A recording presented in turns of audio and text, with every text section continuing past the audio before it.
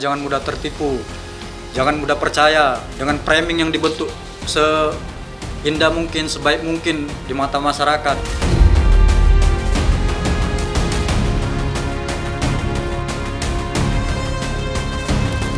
Dokter nggak ngerti ini DRL itu manusia, iblis atau apa, iblis atau apa.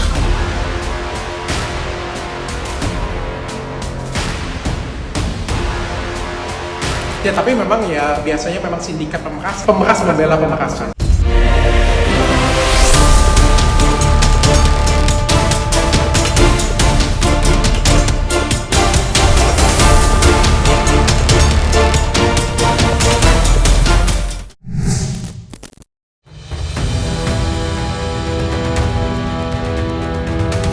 Konflik panas yang terjadi antara Dr. Richard Lee dan Doktif sepertinya masih jauh dari kata perdamaian.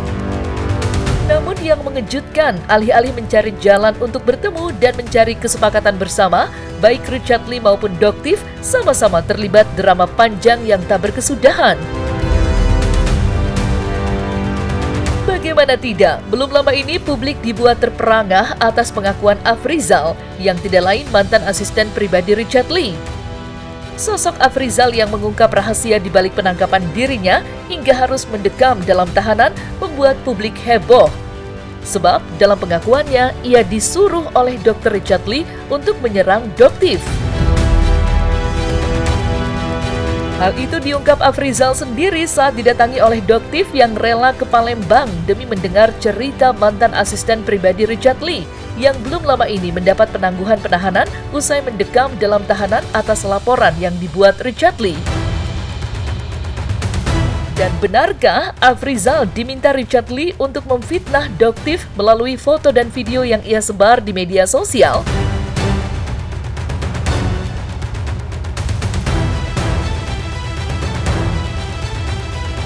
Dan foto apa yang buat?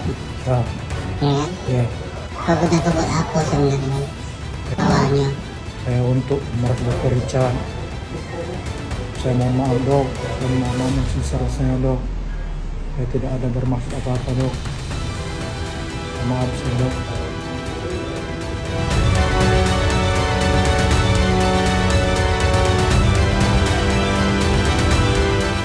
Jadi Pak Afrizal ini bekerja dengan DRL atau yang dokter bilang di sini, sering dokter bilang sekarang Suneo itu selama 2 tahun. Ya pesan-pesannya jangan mudah tertipu, jangan mudah percaya dengan framing yang dibentuk seindah mungkin, sebaik mungkin di mata masyarakat. Saya hampir 2 tahun ikut dokter itu, yang DRL itu, pinter membuat framing. Itulah kami meminta perlindungan terutama pada penegak hukum untuk kasus adik saya selanjutnya ini bagaimana? Insya Allah Ini kedatangan Doktif ini kira-kira kayak kedatangan malaikat nggak sih buat keluarga kalian? Sangat. Pertama kali nonton live Doktif, saya bilang ada yang tahu alamatnya Pak Afrizal, saya langsung ke Jagalambe, saya bilang saya saudaranya, saya foto baju saya yang pernah kerja di Pempek Richard Lee, saya foto, saya bilang ini nomor telepon istrinya dan ini nomor telepon saudaranya. Bang Riko cepat tanggap langsung, iya nanti saya sampaikan sama Doktif. Kalau seandainya juga nggak direspon, kami juga nggak tahu gimana kelanjutannya.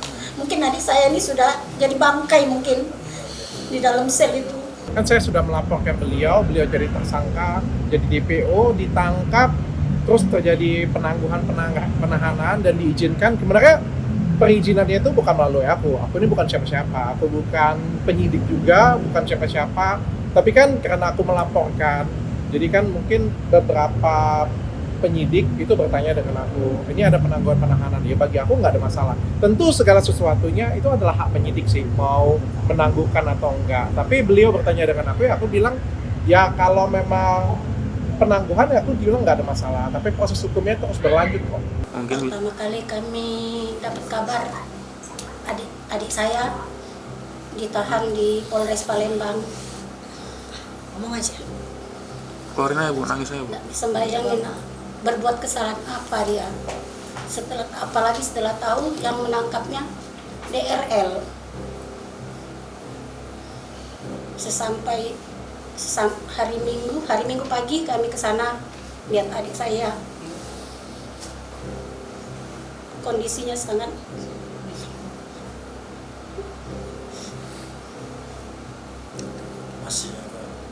Masih kecil, masih trauma. Iya. Gak apa-apa. Keluarin aja Bu. Udah insya Allah udah. memang ada rasa ketakutan kami dengan dokter Richard Lee karena dia tuh orangnya menghalalkan segala cara.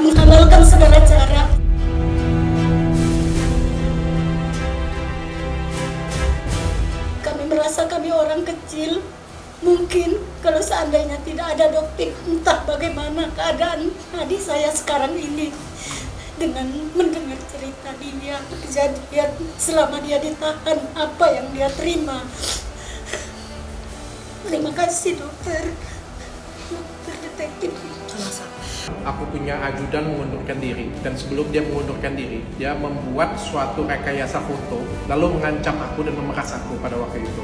Aku melaporkan ke polisi. Singkat ceritanya, beliau menjadi tersangka, beliau minta maaf dengan aku, dan sebenarnya pada waktu itu di dalam hati kecil aku memaafkan. Aku juga memberikan sejumlah uang untuk modal usaha dia balik ke Medan. Singkatnya, dia balik ke Medan. Proses polisi sebenarnya tetap jalan, sehingga beliau itu sebenarnya adalah DPO. Beliau itu DPO tahun 2023. Aku akan lampirkan surat DPO. Jadi narasi yang dibangun seperti jemput tiba-tiba, cepat banget tuh nggak benar ya. Jadi sebenarnya kasus ini sudah dari tahun 2022 dan beliau itu DPO di tahun 2023. Dan juga sebenarnya aku juga sudah lupa dan nggak mau ngurusin beliau juga. Jadi beliau ada di Medan, kasusnya juga stuck karena penyidik juga cari di Palembang kan nggak ketemu orangnya, dan aku juga tidak mengarahkan beliau ada di Medan. Aku sengaja tidak cabut laporannya karena aku masih punya pikiran, aku punya feeling masalah ini nanti pasti akan ada pemerasan kedua. Karena pemerasan pertama itu benar-benar kayak ngotot banget, tiba-tiba dia minta maaf dan aku tuh masih menaruh curiga. Tiba-tiba sekitar beberapa minggu yang lalu, foto yang dibuat oleh mantan ajudanku, yang dicipta kondisi oleh mantan ajudanku,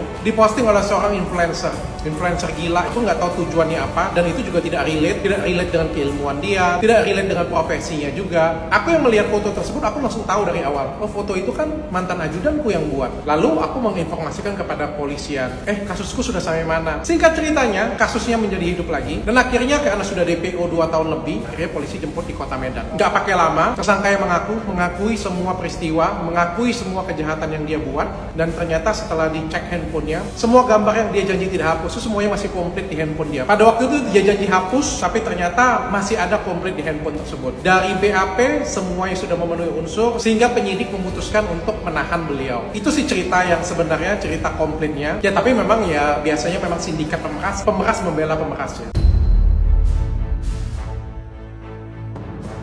Afrizal ditemani saudara perempuannya akhirnya meminta maaf secara terbuka pada Doktif atas kesalahan yang telah dilakukannya.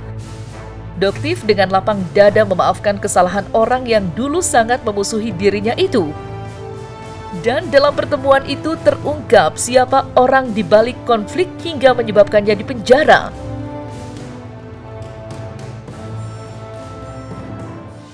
Ya di sini Dok, saya di depan masyarakat Indonesia, saya di sini mau menyampaikan permintaan maaf yang sebesar-besarnya atas video yang telah dibuat oleh Sihan atas permintaannya DRL itu. Saya di sini mengucapkan Dok, maaf beribu-ribu kali maaf Dok. Dan saya di sini mengucapkan terima kasih banyak atas bantuan Doktif yang telah mau membantu saya Dok. Mungkin ini kuasa Allah menurunkan Doktif sebagai malaikat penyelamat. Sekali lagi saya makasih banyak Dok. Sama-sama. Ibu merasa terzolimi nggak sih Ibu? Sebagai orang kecil gitu, adiknya diperlakukan seperti itu? Sangat merasa terzolimi. Apalagi kami tahu kan kesalahan adik saya itu apa. Sedangkan kesalahan si Richard itu sendiri apa. Kami sekeluarga menganggap dokter detektif sebagai penyelamat, terutama buat adik kami. Tenang. Masih ada kasus Pak? Enggak, insya Allah enggak.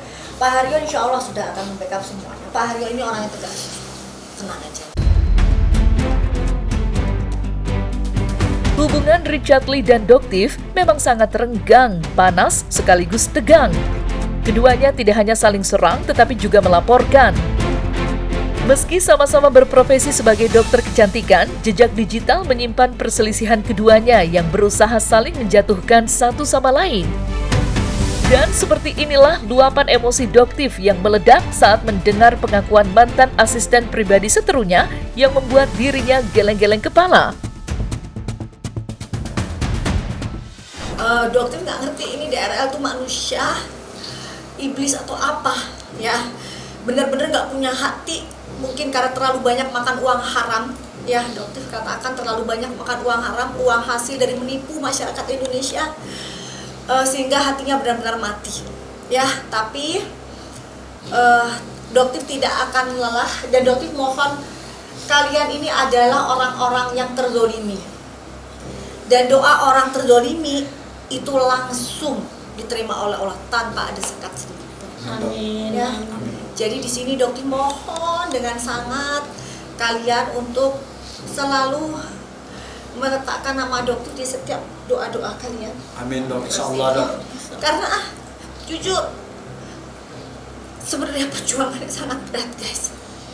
Ya, perjuangannya Dokter itu sampai ke titik ini itu cukup berat. Tapi Dokter melihat, ya Allah, ini adalah amar ma'ruf nahi munkar ya Dokter.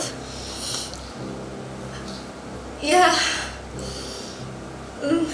ya gak mungkin Dokter ceritakan seperti apa perjuangannya, seperti apa fitnah yang sudah begitu dahsyatnya. Kalau misalnya saya ada yang salah, silakan saya dihukum juga sesuai dengan proses hukum yang berlaku.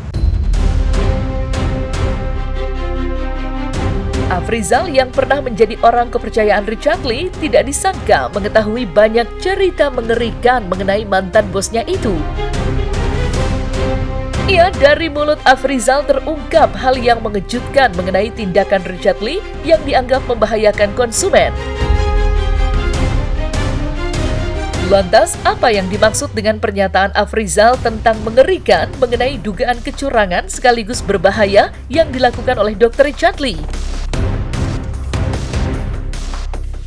Saya kurang mengerti produk Helwa itu apa, entah body lotion, entah krim malam, saya kurang ngerti. Saya nggak tahu. Yang pastinya saya mengetahui DRL mencampurkan zat yang berbahaya ke dalam produk sahnya Helwa. Setelah mencampurkan zat berbahaya itu, ya DRL mengirim produk tersebut ke lab. Ya, untuk menjadi bukti bahwasannya produk tersebut mengandung zat berbahaya. Ya, akibatnya mungkin produk-produk brandnya Helwa mungkin tercemar. Produk yang kita laporkan semuanya BPOM ya Bang ya? BPOM resmi. BPOM resmi, legal untuk dijual. Tapi saya pernah dengar pada saat dalam ruangan dan ada penasihat hukum mereka, kan ditanya pada saat itu, kan waktu itu dia sedang ada masalah sama saya hanya dengar pada saat itu ditanya sama pengacara mereka, produk dokter ini apa yang belum BPOM, jadi kita tahu kita bisa backup kan gitu katanya kan, kalau nanti apa pada saat itu apa itu yang disuntik di sini tuh yang digantung di apa itu, Digantung di podcastnya dia itu ya, yang warna merah itu, yang warna merah itu, nah itu katanya itu saya dengar pada saat itu yang belum. Oke, pada saat itu untuk injeksinya ya. Oke, terus? Itu, tapi kalau white tomato saya kurang tahu, saya karena tidak pernah benar melihat. Betul. Oke. Yang Dokter permasalahkan adalah body lotion. Silakan Bapak cerita bagaimana. Pada saat itu dong, kan artinya di zaman yang ini kan masih ada permasalahan. Nah, pada saat itu kalau tidak salah mau gelar perkara. Iya. Di Mabes ya pada saat itu. Mabes Polri. Nah, sebelum kejadian itu tepatnya di apartemen Perdewan. Udah ada nomornya. Nah, di situ saya melihat dengan mata kepala saya. Lihat dengan mata kepala saya berani bersumpah demi Allah. Saya melihat Pada saat itu memang saya tidak bisa merekam itu tidak bisa. Yang mencampurkan yang namanya apa itu zat berbahaya itu, yang ada di foto itu. Nah, yang ada di foto itu. Nah, yang ada yang di foto itu betul itu. Dia mencampurnya dari corongnya itu dicampur, dari dalam juga dicampur. Dicampur langsung di situ berarti? Ya di situ. Dia sendiri atau semua orang? Dia sendiri. Dia sendiri. Dia sendiri. Guys, lihat ya, DRL sendiri Dia yang sendiri. mencampurkan body lotion. Dia Saya sendiri. sampai sekarang tidak berani melakukan klarifikasi tentang itu. Karena dia sendiri pelakunya. Itu baru namanya menjatuhkan brand. Setelah dicampurnya, dia masuk ke kamar dia. Saya tengok kan, apa ini kan? Saya punya inisiatif, saya kan, saya foto lah itu. Saya foto. Oke. Nah, saya foto. Itu yang private nya itu udah dibuang ke kotak sampah, saya ambil, jadi saya susun kayak itu lagi ya kan. Nah, saya yang foto kan itu. Memang yang bukti-bukti yang itu diserahkan ke polisian sekarang ini ya? Iya. Karena kan dokter sudah kasih juga ke kepolisian itu untuk sebagai barang bukti juga bahwa itu adalah fakta. Itu udah apa ini. Oke, jadi dicampur, terus selanjutnya gimana? Selanjutnya setelah dicampur, ditelepon. Saya suruh ambil, bawa itu. Anggota inisialnya ada? Ada. M juga? Iya. Oke, terus? Suruh ambil, terus dibawa ke lab. Jujur ya saya nge-review skincare abal-abal loh, polosan merkuri yang kita ngomong ini jelas-jelas jahat tanpa terbantahkan bahwa di dalamnya ada kanker.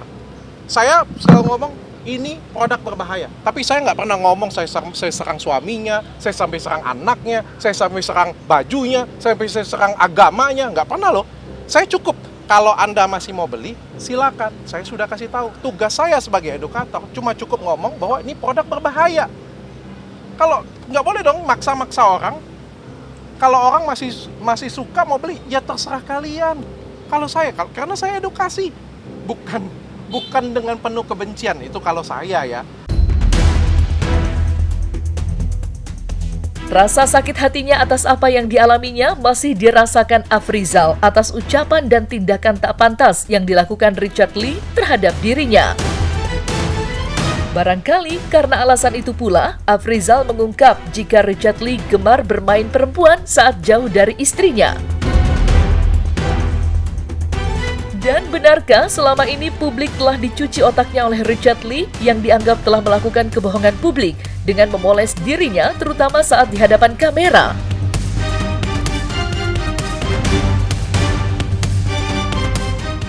Ini agak serem nih guys bahasannya guys. Ya, ini agak serem nih bahasannya. Pada saat Doktif ada Pak Afrizal itu kan disodori foto dan bicara bahwa itu disuruh oleh Doktif. Masih ingat kejadian Masih itu? ingat, Dok. Oke. Foto itu adalah foto asli atau foto editan ya yang Pak Afrizal buat. Itu foto asli, Dok. Foto asli. Foto asli. Foto asli dia bersama istrinya DRE atau bersama dengan wanita lain. Sama wanita lain, Dok. Simpanannya itu. Tuh, dengerin ya guys ya.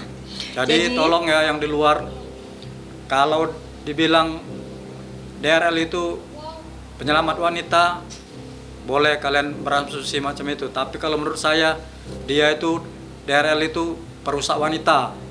Nah, jadi hati-hati. Ya, Itu dengerin aja. ya. Jadi selama ini kalian begitu dicuci otaknya dengan penggiringan opini yang dilakukan di podcastnya ya DRL ini seolah-olah kayak membela banget wanita.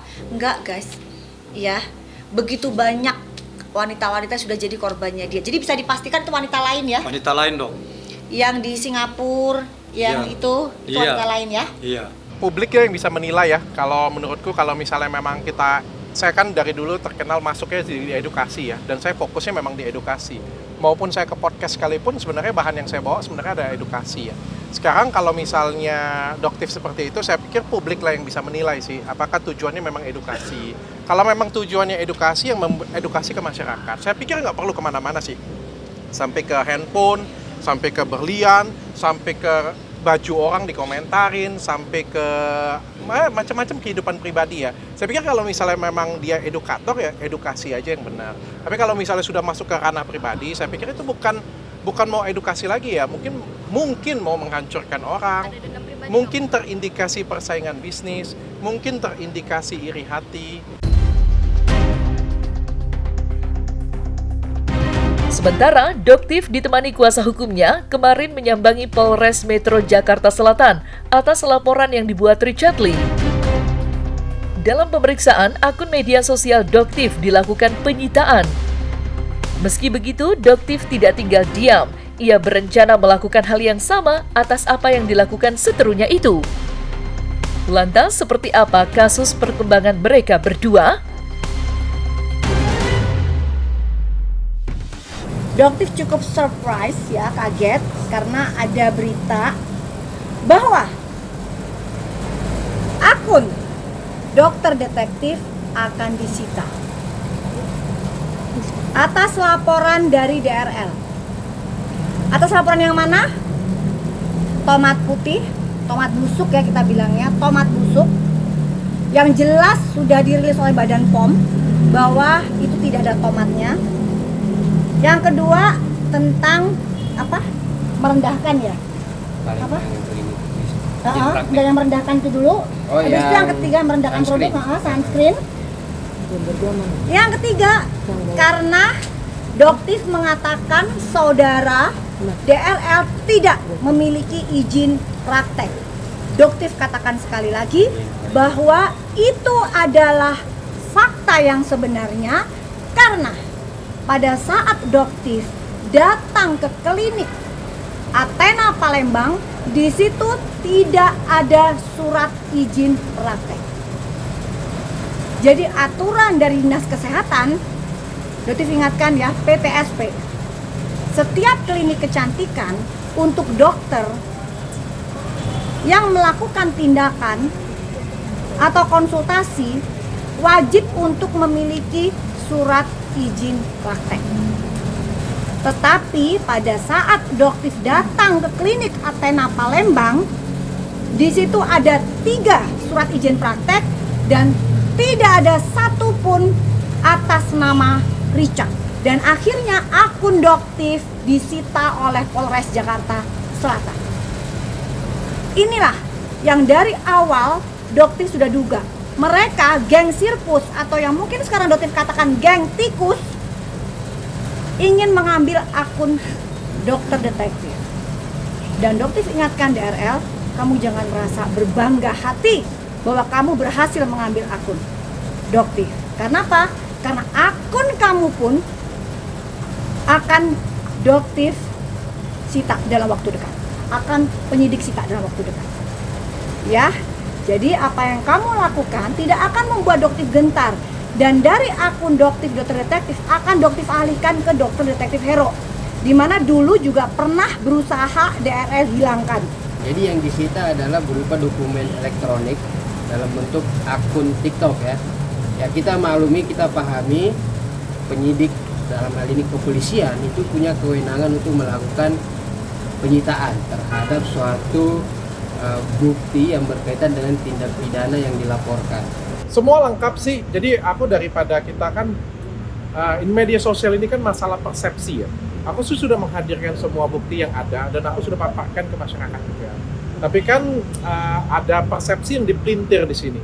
Maka itu daripada aku ngomong aku benar, dia benar, ya udah aku melaporkan sesuai dengan koridornya. Aku melaporkan ke hukum. Aku sudah menyerahkan semua buktinya.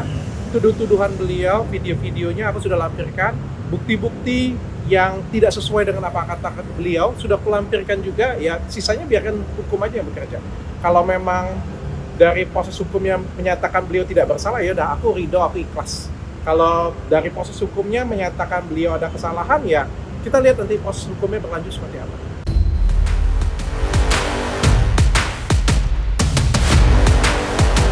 Nah, selesai sudah Cumi Lovers. Jangan lupa untuk like, subscribe, dan juga share channel YouTube Cumi Cumi.